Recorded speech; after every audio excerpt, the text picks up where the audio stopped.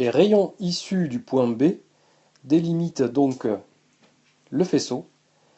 Ces rayons doivent passer obligatoirement par l'image de B, c'est-à-dire le point B1. À la sortie de la lentille, les rayons ressortent tous parallèles.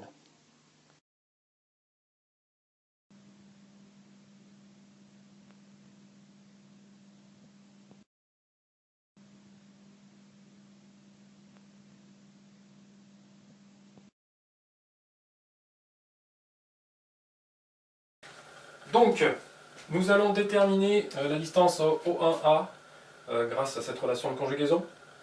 Et pour réussir cette question, il faut donc, dans un premier temps, isoler le terme 1 sur O1A. Et on va commencer par éliminer dans cette relation le terme O1A1 en additionnant cette relation le terme moins 1 sur O1A1. Donc en faisant ça, il reste à gauche moins 1 sur O1A, qui est donc égal à 1 sur F1', ça ne change pas. Et on additionne donc à droite le terme moins 1 sur O1A1. Ce que l'on souhaite, nous, c'est, on a dit, le terme 1 sur O1A1, donc il suffit de multiplier tout ça par moins 1. Donc on a donc 1 sur O1A égale 1 sur moins 1 sur F1' plus 1 sur O1A1. Une fois qu'on est arrivé là, il faut arranger le terme de droite. Et pour l'arranger, on va réduire au même dénominateur. Donc on multiplie le terme de gauche par O1A1, puisque le dénominateur commun c'est O1A1 fois F1'.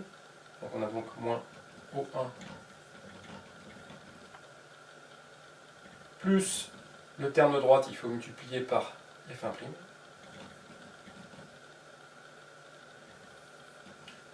Divisé donc par F1' fois O1A1.